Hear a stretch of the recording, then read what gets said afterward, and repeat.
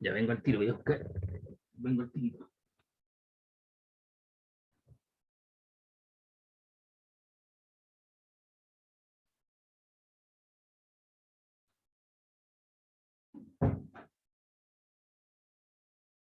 Entonces ahí aparece la letra Omicron.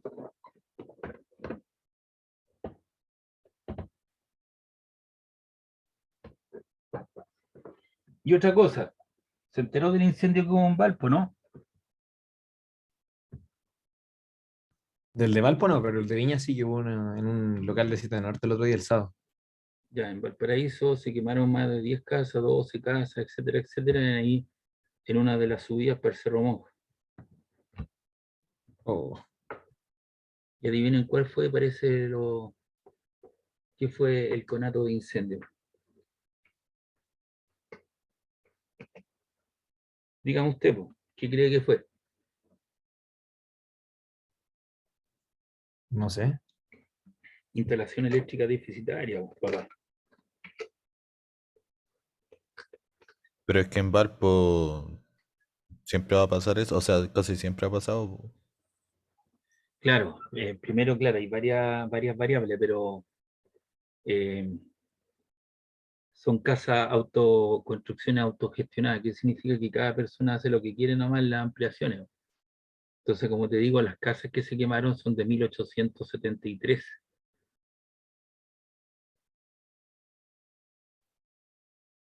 En ese entonces no habían secadores de pelo, no habían escandazos, no habían estufa eléctrica, nada de esas cosas, ni microondas, ni nada de esas cosas. Entonces, ¿usted cree que la instalación eléctrica de esas casas se han hecho autoconstrucción? ¿Han cambiado las instalaciones eléctricas? ¿La han cambiado, no? Lo dudo. Lo dudo, ¿eh, vos? Por eso le digo yo que usted tiene ahí un buen hito, un buen parámetro que el día de mañana cuando sea termine esto y sea instalador autorizado, hacer conciencia a las personas que vayan cambiando. Si usted detecta que hay que hacer una reparación, ¿no es cierto? Sugerir, ¿no es cierto?, cambiar toda la instalación eléctrica y adecuarla a los sistemas actuales, con un buen panel, dividiendo el sistema, con un fusible térmico, con un diferencial, etcétera, etcétera. Y si hace una buena pega, lo van a recomendar. Entonces ahí tiene un hito importante usted va a hacer, porque lo que hace la gente es autogestionado y imagínate tú, eso era parte de un cerro, fueron haciendo las casas y ahora tienen que echar todo eso abajo y la empresa tiene que retirar los escombros y todo, va a hacerle unas terrazas en el cerro. ¿Para qué razón? Para que la gente, si es que puede volver a instalarse y hacer nuevamente la edificación en el mismo lugar. Hay una persona que está desaparecida, una señora no vidente de 71 años. Parece que no alcanzó a salir. Entonces eso va a ser parte de su quehacer, ¿me entiendes? La gente de Ingeniería Civil Industrial va a hacer una intervención en parte de Playa Ancha. Hay en Gran Bretaña una serie de cosas, cuestiones que son alumnos nuestros, para poder ver las condiciones y poder actualizar los sistemas de conexión interna de un alumbrado, ¿cierto?, interior de una casa, y poder tener el apoyo de la municipalidad o de algún organismo, alguna ONG, alguna situación de esas características. Así que por ahí va su expertise. Ya, vamos a continuar con esto. ¿Dónde estaba? Yo lo vi hace poco, estaba aquí, parece. Electro. Aquí está.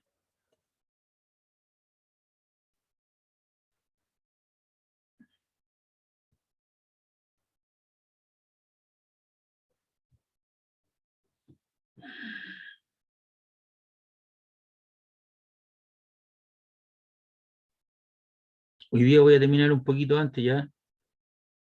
¿Tienen algún problema o no en eso? No, No, para profe. nada. No, profe. Ya. Juegue, juegue. Juegue nomás. Oiga, lo que pasa es que tengo que ir a buscar mi camioneta.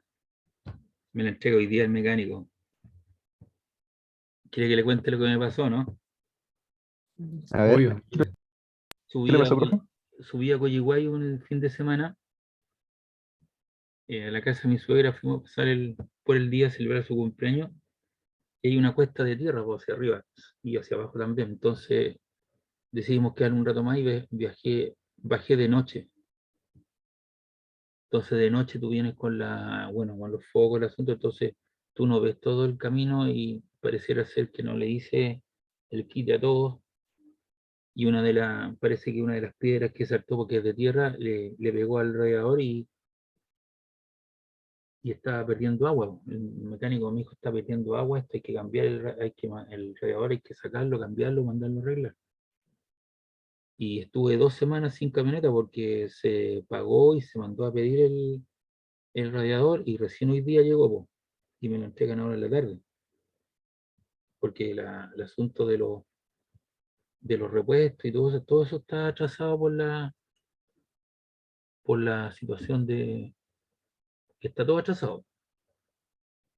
Entonces, antiguamente habían personas igual que los zapateros, si usted le pregunta a su papá, a su mamá, ¿cierto? Un abuelito, abuelita, antes se le echaba a perder un zapato, uno los mandaba a arreglar y existían los zapateros.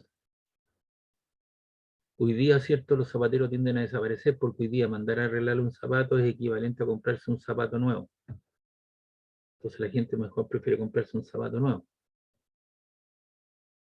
Entonces también, antes había gente que reparaba estos radiadores, pero esa gente ha ido desapareciendo. Entonces hoy día mandar a reparar un radiador es equivalente a comprarse uno nuevo, ¿me entiendes? Entonces, antes que uno que esté reparado, a uno nuevo, mejor se compra uno nuevo. Entonces hubo que mandar a pedirlo. Estuve 2 semanas sin mi camioneta.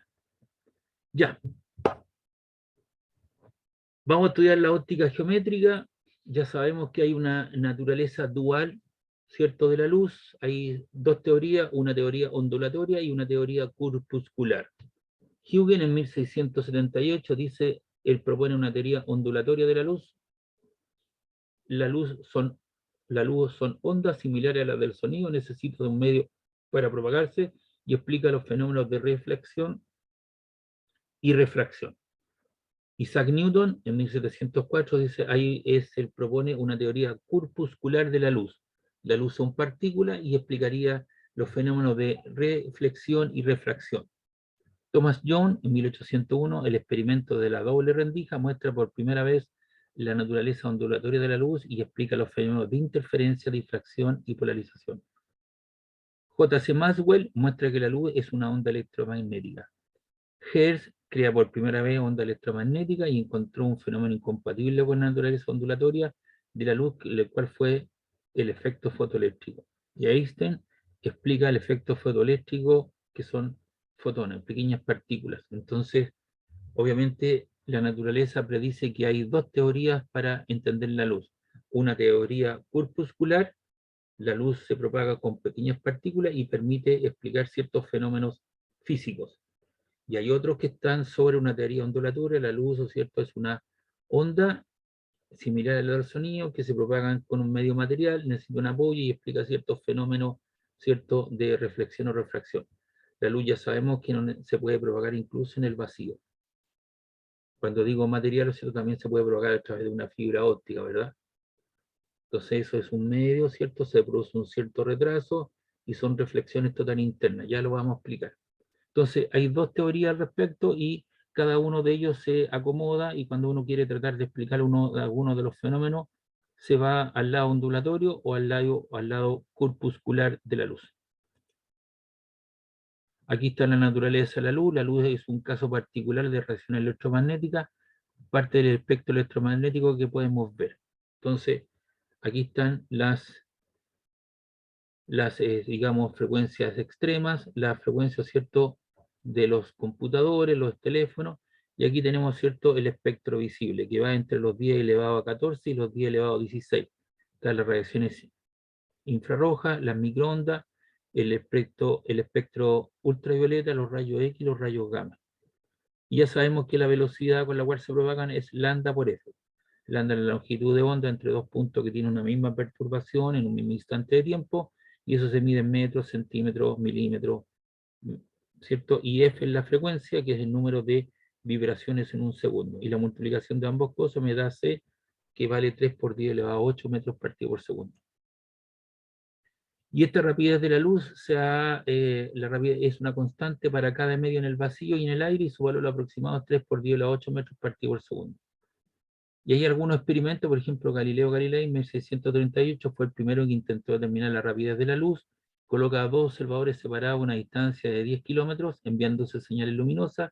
El tiempo que tarda la luz es menor que el tiempo de reacción de una persona. ¿Se recuerda en El Señor de los Anillos, no? Uno de la saga, una película de la saga, ¿no?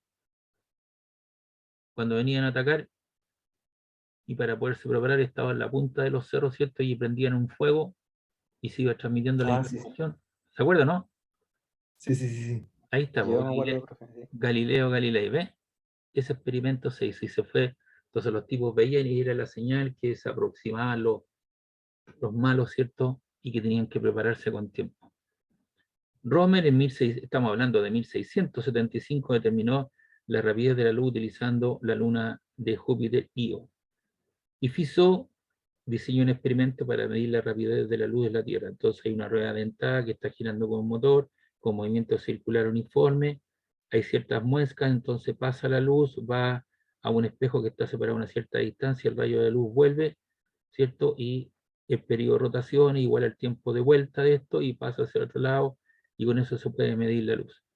Yo mencioné en algún momento cuando vimos onda electromagnética que, o las ondas, ¿cierto?, que se propagan con esta velocidad, que se habían hecho muchos experimentos, se han hecho experimentos a través del tiempo, estamos hablando de 1600 en adelante, 1800, 1700, y todos llegan a un valor límite 3 por 10 a la 8 metros partido por segundo, o un valor cercano a ese valor. Las casas que se quemaron en Valpo eran de 1873.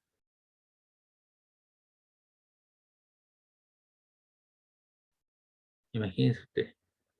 Y hay un principio, el principio de Huygens, que fue propuesto en 1678 por Christian Huygens. Este principio nos permite decir dónde estará un frente de onda, dado que en algún momento en el futuro, si conocemos su posición actual. Aquí tiene usted un frente de onda plano, recorre una cierta distancia que es la luz por el intervalo de tiempo, y ahí tiene una nueva frente de onda. Entonces cambia la forma de la onda. ¿Qué dijo en este caso el principio de Huygens? Todos los puntos de un frente de onda dado pueden considerarse como fuentes puntuales para la producción de ondas esféricas secundarias, las cuales se propagan hacia afuera en el medio con la rapidez de propagación característica en ese medio. Después de que un intervalo de tiempo ha pasado, la nueva posición del frente de onda en la superficie son tangentes a la onda secundaria. Entonces tienen un frente de onda inicial y luego esto se propaga, ¿no es cierto?, de tal manera que después de una cierta distancia, ¿cierto?, hay ondas secundarias, y esas ondas secundarias pasan a ser un nuevo frente, y serían las ondas fuentes en cuestión, y así se va propagando la información. Pasan a ser ondas fuentes. Fermat desarrolla un principio general que puede ser usado para determinar el camino que sigue la luz cuando viaja de un punto a otro. ¿Qué dice él? Cuando un rayo de luz viaja entre dos puntos, el camino que sigue corresponde a aquel que requiere el menor intervalo de tiempo. Se propaga en línea recta. Una consecuencia de este principio es que los haces de luz viajan en línea recta en un medio homogéneo, dado que la línea recta correspondiente al camino más corto entre dos puntos.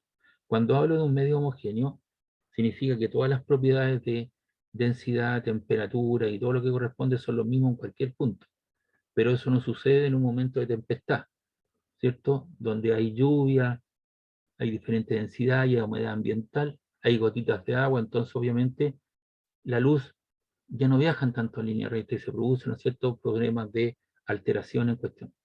El principio de Huygens y el principio de Fermat pueden ser usados para derivar las leyes que determinan la prehistoria de ondas de luz cuando se encuentra con una interfaz entre dos medios, los fenómenos de reflexión y refracción. Entonces, eso es un poquito la historia. Siempre le he mencionado a usted de que usted es mi alumno y que siempre no hay que perder el aspecto histórico de las cosas, ¿cierto? Tener alguna referencia, saber en qué me apoyo, cuáles son las fuentes, de dónde sale, etcétera, etcétera. Hay gente que dice muchas cosas sin ningún fundamento. Entonces, fíjese usted que para esta votación votaron 6 millones de personas, faltan como 7 millones de personas que no votan. Y después esas son las personas que aparecen reclamando. O sea, si tú votas, tienes derecho a reclamar y a opinar. Pero si no votas, bueno, la óptica. El estudio de los fenómenos relacionados con la luz considera dos focos diferentes, la óptica geométrica y la óptica física. La óptica geométrica dice la luz es como un rayo, la trayectoria de una partícula de luz. Es útil para estudiar los fenómenos de reflexión y refracción y útil para describir la interacción con lentes y espejos. Y la óptica física interpreta la luz como una onda y permite describir los fenómenos de interferencia, difracción y polarización. Entonces, me adecuo, ¿cierto? Y veo la luz como una línea recta o como una onda, como un pequeño corpúsculo. Y la óptica geométrica se hace cargo de esta situación, estudia la propagación de la luz asumiendo que en un medio uniforme esta viaja en una dirección fija en línea recta. Cuando la luz se encuentra con la superficie de un medio diferente o cuando las propiedades ópticas del medio cambian, la luz cambia de dirección. Aquí lo que tengo, ¿cierto? Son tres frentes de onda y ahí tengo los rayos de luz que se propagan en línea recta. Los rayos y frentes de onda, los rayos son rectas imaginarias que apuntan en la dirección en la cual se propaga la luz y los frentes de onda son superficies perpendiculares a los rayos. Los frentes son frentes de onda plano, paralelos entre sí, y los frentes de onda esféricos circulares son rayos radiales. Y aquí tenemos, ¿cierto? Empezamos ya con las leyes importantes. ¿Qué dice la ley de la reflexión? Tú tienes aquí una reflexión especular, una superficie pulida que puede ser un trozo de vidrio, un trozo de espejo, tienes la línea normal perpendicular a la superficie y tú haces incidir un rayo que es el rayo incidente con un ángulo, ¿cierto? Teta sub 1 y la luz se propaga en línea recta, choca con ese punto y se refleja con un rayo reflejado haciendo un ángulo teta sub 1'. De tal manera, ¿cierto?, que dice la ley de la reflexión que el ángulo teta sub 1 es igual al ángulo teta sub 1'. Pum, se refleja. Tú vas pasando por una calle, ¿cierto?, por el centro de Villa Alemana, Viña, Quilpué, Valparaíso, donde hay gente vendiendo espejos, y de repente, ¿cierto?, hay un rayo de luz que incide sobre un espejo que está en el suelo y te llega, ¿cierto?, ese rayo reflejado haciendo un ángulo en cuestión a tu cara que tú vas pasando por ahí. Lo que siento, ¿cierto?, es el rayo, pero también siente un poco de energía, ¿cierto? Porque recuerde que hay propagación de energía de tipo, en este caso, calórica. Entonces la ley de la reflexión dice que el ángulo incidente es igual al ángulo reflejado. Ambos rayos están en el mismo plano, al igual que la normal.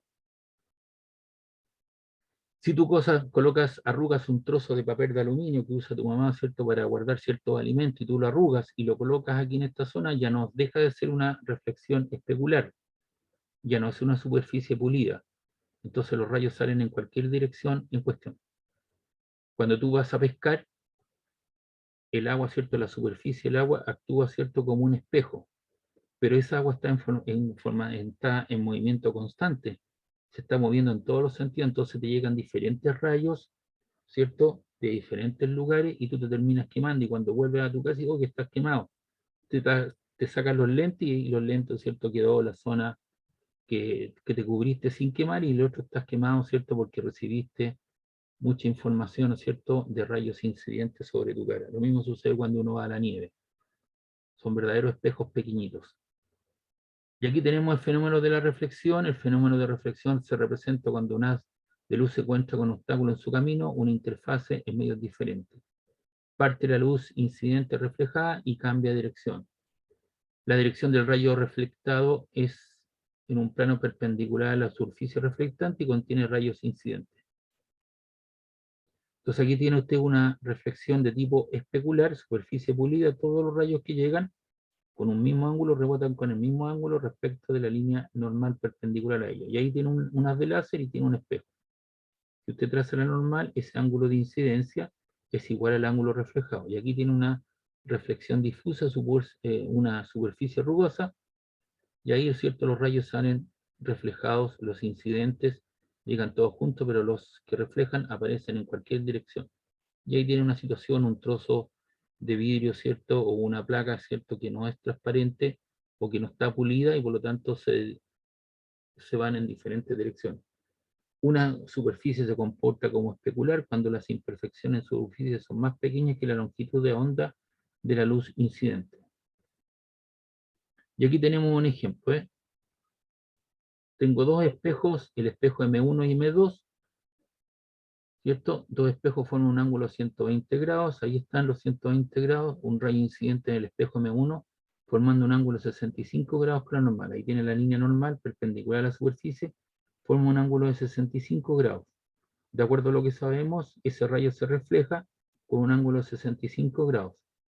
Como esto vale 90, le resto 90 a 65, tengo ese complemento, entonces tengo el ángulo de 120, ese de 25, eso te da 145, y por lo tanto, ese ángulo estaría formando con ese rayo, ¿cierto? Estaría un ángulo de 35 grados, de manera que 35 más 25 te da 160, te da 60 más 120 te da 180.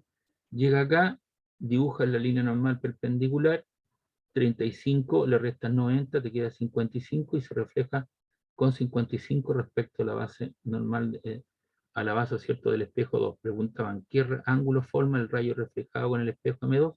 55 grados. Entonces ahí lo que estamos haciendo es aplicar derechamente la ley de la reflexión sobre una superficie especular que pueden ser dos espejos que forman en este caso 120 grados. Acá tenemos el caso, ¿cierto?, que un rayo incide con un ángulo θ, se refleja con el mismo ángulo θ, ese ángulo θ se repite acá, ¿cierto?, por ser ángulo alterno externo, así que eso será 90 menos θ, y ese rayo también vale θ, así que esto será 90 menos θ, y por lo tanto sale en esa dirección. Si tú te das cuenta, se refleja, ¿cierto?, en forma paralela al rayo incidente. Y ahí tienes un espejo a 45 grados, llega a 45 y se refleja con 45. De tal manera que todo eso te da 180. 45 más 45 son 90, y otros 45 más 45 te da los otros 90. Entonces sale en forma simétrica, formando el mismo ángulo con el cual, ¿cierto?, llega. Y aquí aparece, ¿cierto?, la ley de la refracción. El otro era la reflexión. Tienes una línea normal, tienes el rayo incidente, el rayo reflejado. Ya sabemos que el θ sub 1 es igual al θ sub 1'. Tiene la línea normal, pero esto es aire y esto es vidrio. Entonces hay un porcentaje de la información que pasa al segundo medio. Y N2 y N1 son los índices de refracción del sistema.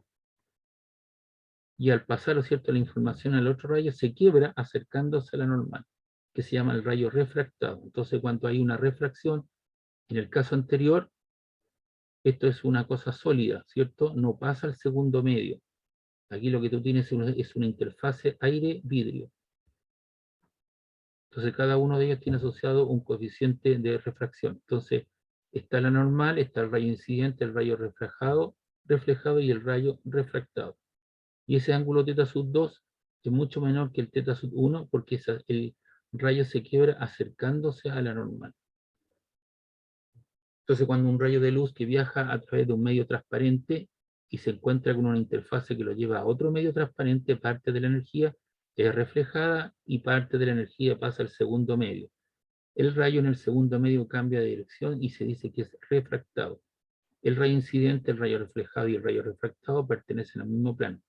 El camino entre A y B, de la figura es reversible, de tal manera que el seno del ángulo θ sub 2 es al seno del ángulo θ sub 2 como la razón N2 a N1 y eso es constante. Y eso se llama la ley de refracción o de Snell.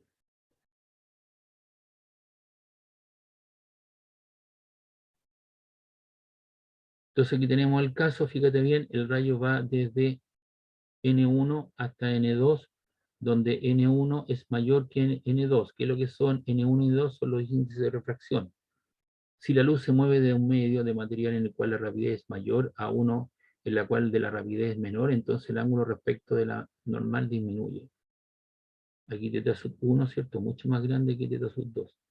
Entonces se quiebra acercándose a la normal. Aire, vidrio.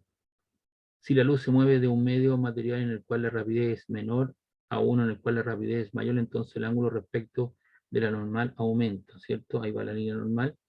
Tengo el θ sub 1 y aquí se abre alejándose de la normal.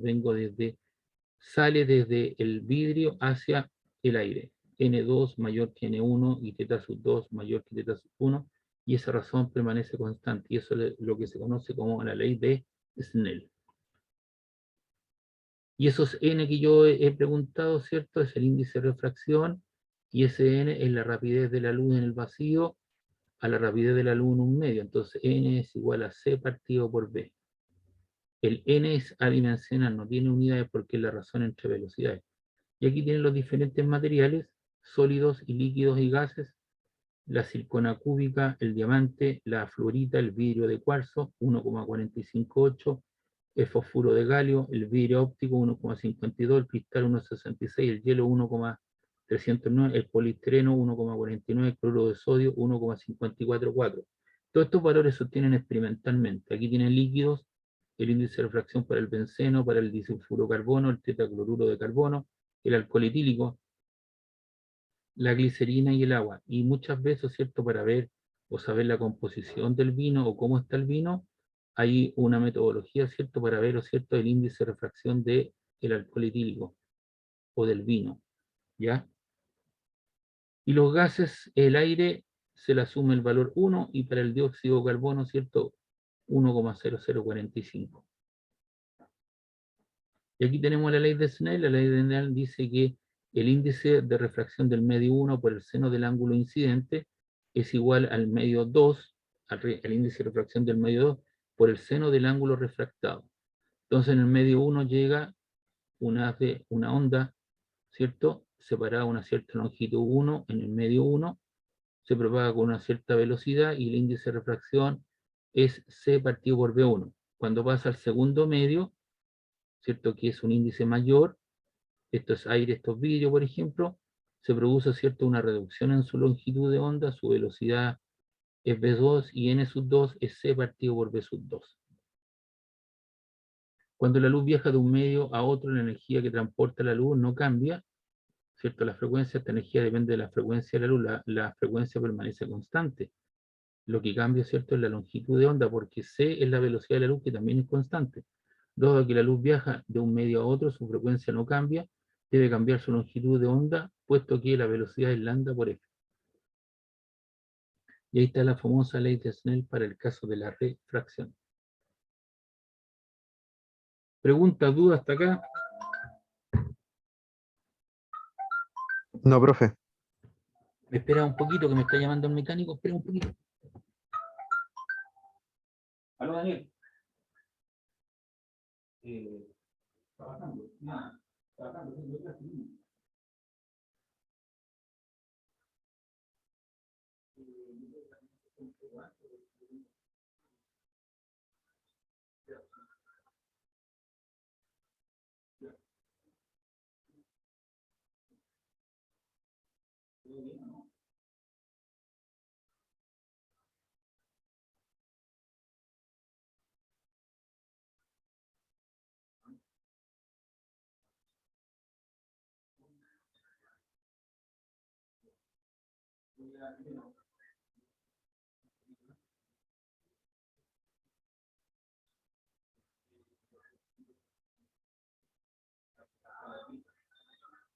Ya. Cuando ya saliendo.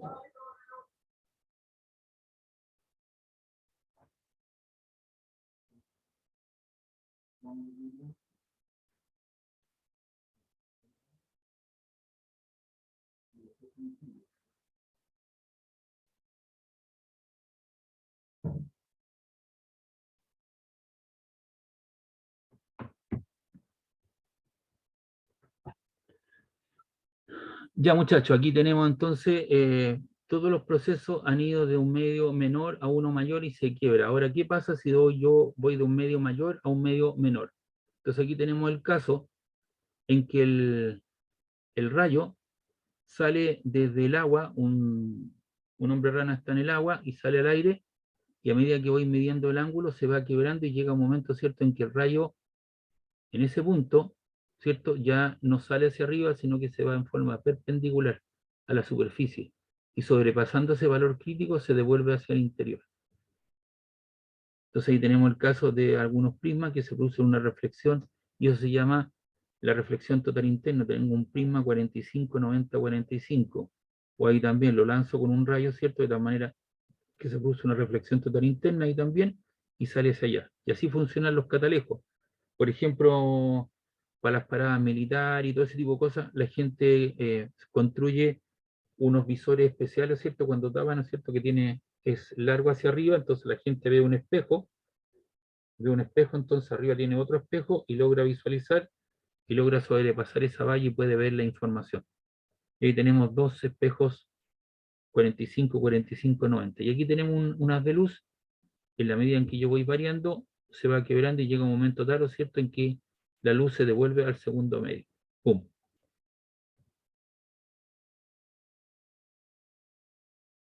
Y esto, intenta esto cuando esté en una piscina de baño, ¿cierto? Ahí tengo un pez. El pez también tiene un cono de visualización.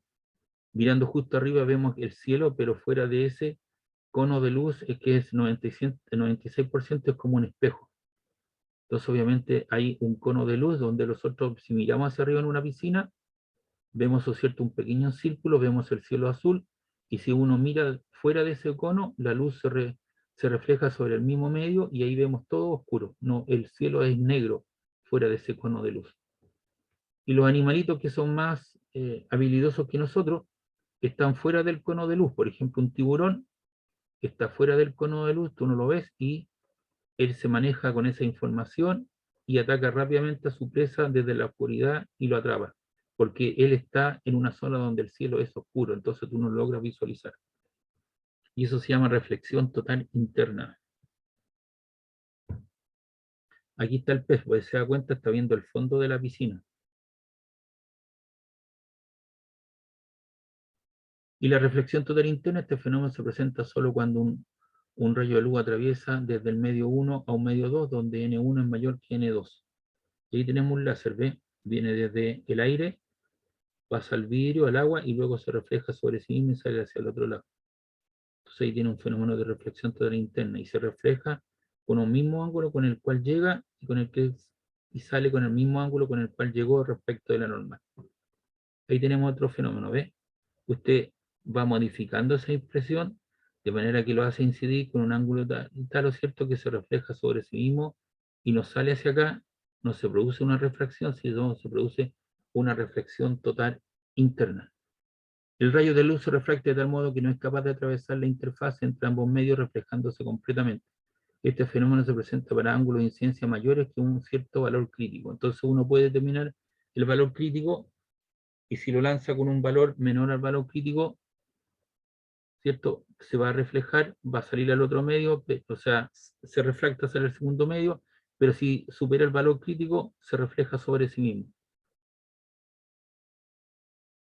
Y aquí está el caso de la reflexión total interna, ¿ve? Tiene un ángulo de incidencia, sobrepasa el valor, y el ángulo que hace ese rayo respecto a la normal vale 90 grados, que sería el valor máximo. Sobrepasando ese valor de ángulo crítico, se refleja sobre sí mismo.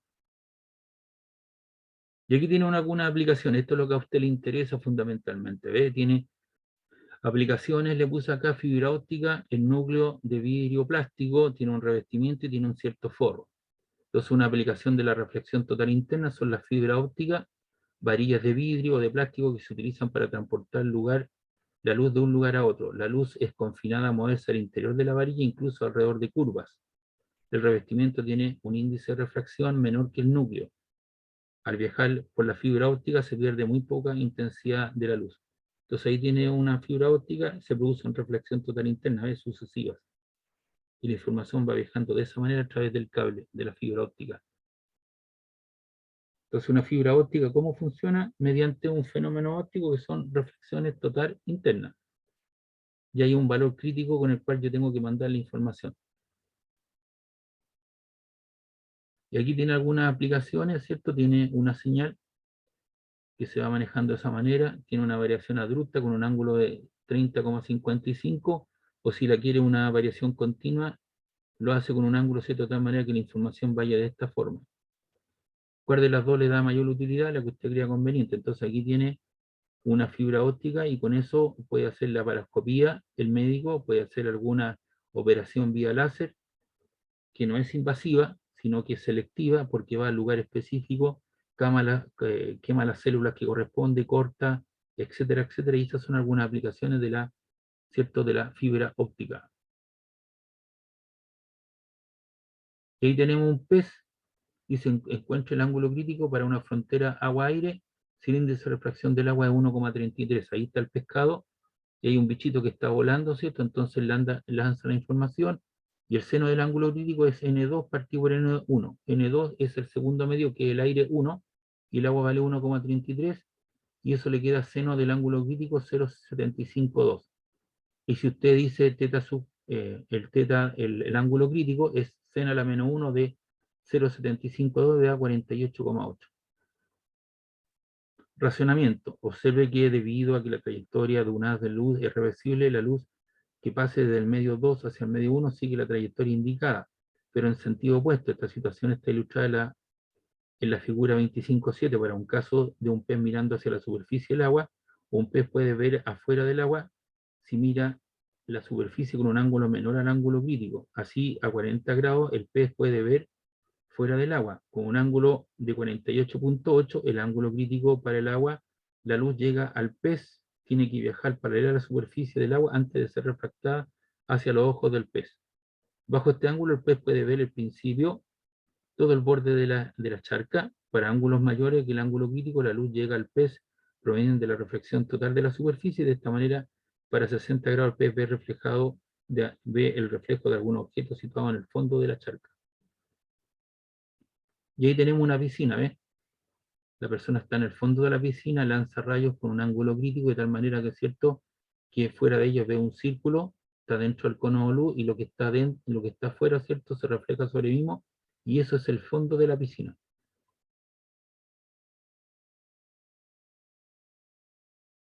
Y por último, está el dioptrio plano.